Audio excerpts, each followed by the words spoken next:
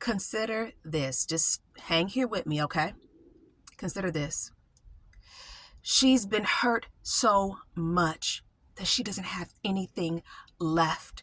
Her spirit's been broken. She's been crushed beyond despair. She don't have nothing left. She's been gas lit to death because of situations or people or things from the Kingdom Hall. So she don't have nothing else but to leave. And she even has developed an autoimmune disorder. This is the reality for some women. This is the reality for some women. I myself have had to find where I exist in this world of religious trauma and religious trauma syndrome. But understand this, I myself have something physically wrong with me too. I have TMJ. Yes, temporal mandibular joint dysfunction. My religion did do it. My religion did do it. I developed it after the fact. After the fact, after I had, when I was at the hall on the west side, I developed it. Let me tell you about my journey. Hey, I am Mira, Cassidy empowerment coach, religious trauma specialist, motivational speaker, and writer. I should actually add an actress now since I'm going to be doing my play here, and I've already done it, and I have another the big play that I'm working to perform here in 2025, which is my journey. So I might as well claim that too. Long story short, you are watching Sisters Living with Religious Trauma Syndrome. Now, this is a coaching platform. It is not therapy. And please understand, I do not represent the worldwide religion of Jehovah's Witnesses. And for any of you out there trying to figure out what this is, yes, I'm still a witness. Okay. Yes, I am. Okay. And you're watching Sisters Living with Religious Trauma Syndrome. The purpose is to raise awareness to this emerging field of religious trauma so that people who have religious trauma like me can get the needed help and resources and understand what their pathways and what their options are. And this is a way that I lend my voice to this space. Okay, let's get to it. I'm not going to say whether she should or she shouldn't, but understand this is an emerging field. So picture the sea of women who have been in this space for decades and decades and decades prior. What about the women who are now in their 70s and 60s and they don't know what's wrong? They just knew back in 1970, 1980, 1990, something happened and they could no longer go to the Kingdom Hall. And then people turn around and call them an apostate? Is that fair? See, I understand a lot of different sides of the perspective and of the coin, not just because of the fact that I've been studying psychology and I'm graduating here in a little bit by the end of this month. Woo, I'm done. But also because I've lived so much, right? I was inactive, right? My ex had gaslit me to that point. I was being gaslit by my ex, my family, the Kingdom Hall. Let me explain. When I finally got the courage, and it was a difficult journey, to file for a divorce from my abusive witness ex-husband. I prayed to God so hard. My prayer was this: let me find a Kingdom Hall where I can get what I need and where my children can get where they need. And it doesn't matter whether my ex and I get back together or not. That was my consistent prayer. Let me find a Kingdom Hall that's going to help us, where it doesn't matter if we're together or not. We're just going to get the help. And I literally, in Indianapolis, Indiana, I went visiting Kingdom Halls and Kingdom Halls. Some halls, and this is God, the hall that was the closest to me where I'm now assigned, back then, it was impossible for me to go there. There were people there that I had issues with. It was not going to work. Though that hall was 5 minutes from my house, wasn't going to work. Now, right, I'm assigned to that hall, even though I don't go, right? I do not go to the Kingdom Hall. I stay at home and I worship at home while encouraging my children, especially my son who's baptized, to go and helping and supporting him. Because of the trauma, right? I'm traumatized. I can't go. I have a panic attack. But long story short, I went around Indianapolis, Indiana. One time, went someplace so far, I got lost, couldn't find my place, didn't know where I was at. And I'm like, this is not going to work. There's no way I can make it here to go out and field service with my kids going this far away. Finally, I settled on a hall 30 minutes from my house on the west side. And then that was my prayer. Let me move in the territory. Let me get closer to the Kingdom Hall. Oh, if I could just only get like a house in this neighborhood. It's so pretty over here. And that is the Kingdom Hall.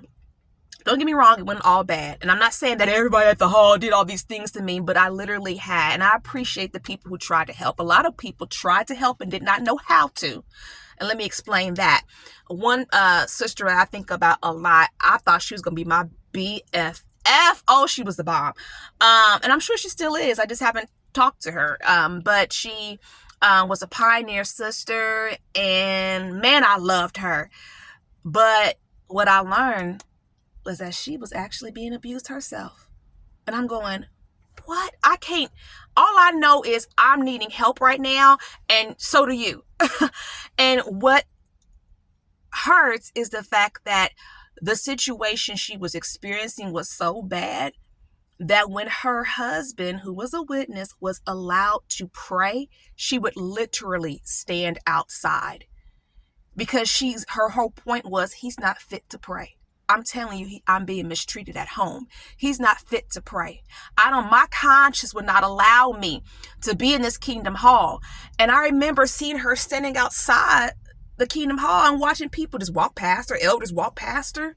And that's the Kingdom Hall that I was going to. Other experiences that I had, a lot of passive aggressive behavior, comments that I knew were directed towards me about just being forgiving. My ex sometimes would come visit the Kingdom Hall because my children, 2 of them, were on the theocratic ministry school. So they would give talks and things like that I would, help them with, or, and things like that. Long story short, they had a discourse, if anyone's watching who's not a witness. So my ex would come over and actually visit. And it was like the hall, the dynamic that I ended up at on the west side, looking back, it was mainly men. So it was like after people got used to him, it was like I'm up here walking myself to the car with the kids. I've left the hall and he's still inside the hall chumming it up with all the men. And you just think, and those are the things that irritate me because it's like, it's like just the lack of awareness and really, you know what? I'm not going to say lack of awareness, just the, I can't think of the word I'm trying to say. It's the covert behaviors, okay? The abusive behaviors, the information control, asking an elder at my hall. Look at all the times my ex came over. Did you ever talk to him? Well, the brothers over there said they had it. The brothers at that hall said they had it. They was helping him. That's what the note said. And like I said before in the video, shocked. Y'all been passing notes back and forth? Y'all having meetings about my life and I'm not invited to the table? Same thing. These elders on the west side were the same elders that I showed the video to of him physically abusing me, right? So they knew that I was a victim of domestic violence. If all 3 of them didn't know, the 3 that I was dealing with, definitely 2 out of the 3, or definitely the 1 out of the 3, the main one that I was dealing with, knew I had PTSD. Long story short, if you saw the second video that I published on my channel, being told to go to his house and sit outside and watch him and catch him if I felt like he was having an affair. First of all, you're putting me in harm's way. I'm a survivor of domestic violence. What if something would have popped off and I would have got hurt? So I went through a lot. So long story short, there are, and you know what? And there's a whole lot of stories out there that are worse than mine. But yes, I do have TMJ. It started when I was on the west side. Let me say this. There was one elder who I understood who was trying to help to a certain extent. And I would say out of the 3 that I was dealing with, he was trying to help, didn't know how to help. And he was hurting me because he didn't know how to help. It's like, you're hurting me. A perfect example when I think about him, it just caused me so much pain. The first assembly that I made it to, I believe it was the first one that I made it to by myself, drove just me and my kids to the assembly 2 hours away, got them there to the assembly for this 3-day religious convention. And I remember I just happened to end up sitting in their section. And I remember him smiling at me like, yeah, she made it. But then your wife is looking at me like she don't like me. So then you deal with things like that too in these spaces, and you're hurting so much, being called fake in the Kingdom Hall. In the bathroom, a sister was like, you fake. You know what I mean? I went through some stuff, boy. I'm telling you. Oh my God. I mean, I went through some things, and it's like, I really am not doing anything. And it's like, no one is hearing me, because you know what? If he would have got himself genuinely together, then fine. I am a Christian woman, but I'm not going back into nothing while I'm being hurt. So when enough was enough and I finalized a divorce is when I got in trouble. Right now I'm being punished by our religion.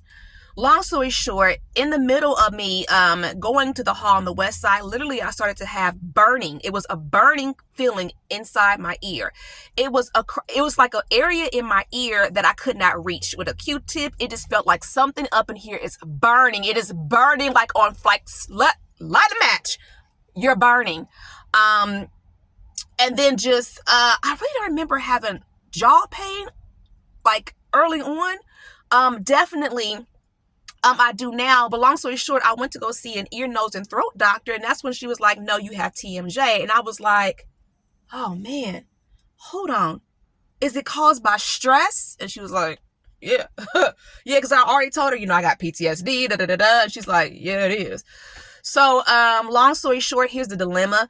With TMJ, living in Indianapolis, Indiana, more drama, right? And if anyone knows a really good pillow that you can use for TMJ, let me know. Because I can't keep buying $100 pillows and they're not working.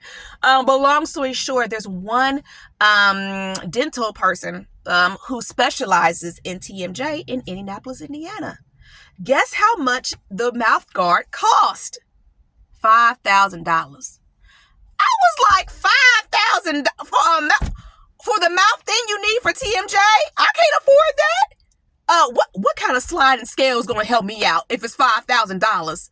So thankfully, I found a dentist that helped me find something that would work. So I had a special, like, thick, like, mouthpiece made, and thank goodness that works, right? That helps. And it does help me with the jaw pain, but still from time to time, I'm in pain. It's fall, winter time, the cold, right, makes my mouth hurt. Sometimes I'm just like, my jaw is hurting. And I'm always watching my stress level, because I never want my jaw to lock, because your jaw can lock with TMJ to the point where you can't close it. That's never happened to me. But I did want to share with you my nightly routine. This is how I should, but some nights, I don't do it. So my retainer goes into the bottom because my retainer broke years ago, and I was like, I don't want anything glued. So my retainer goes in. Okay. And then the mouth guard that I had made goes in. Like this. Don't I look like we're getting ready to box? Muhammad Ali. Well, this is the way that I go to sleep. All right. It works for me. Thank goodness I found someone who can make this for me. Thank goodness I found someone who can make that for me so that I can have relief. I share all of this to say there are women out here going through some bad situations. Religious trauma syndrome is real. It is terrible. There is help available, but the way we get treated is terrible. It's terrible. So I'm going to close on this note. Definitely. My group coaching starts December the 3rd from 7:30 to 8:30 p.m. Eastern Standard Time. It is for a year. It is for the year for the purpose of just helping women have community. So it is a commitment involved, and it's $10 a week. Prepaid, so we're talking about $40 a month. I'm cutting off registration November 27th. That should be the last Wednesday in this month. If you're interested, definitely reach out to me, Mira at MiraCassidy.com or 317-620-1592, or simply fill out the form below. Be sure to subscribe to my channel, okay, and watch for more videos. Happy Sunday. Thank you for listening to me, and thank you all for your support. Thank you for your comments. For women out there who've had no choice but to leave, my heart bleeds for you. It really does, which is why I'm open to helping any woman land safely. It don't matter if you're an ex-witness. You can still contact me and reach out to me, and we can chat. I just want to make sure you get the resources you need to be okay. All right? All right, thank you. Happy Sunday.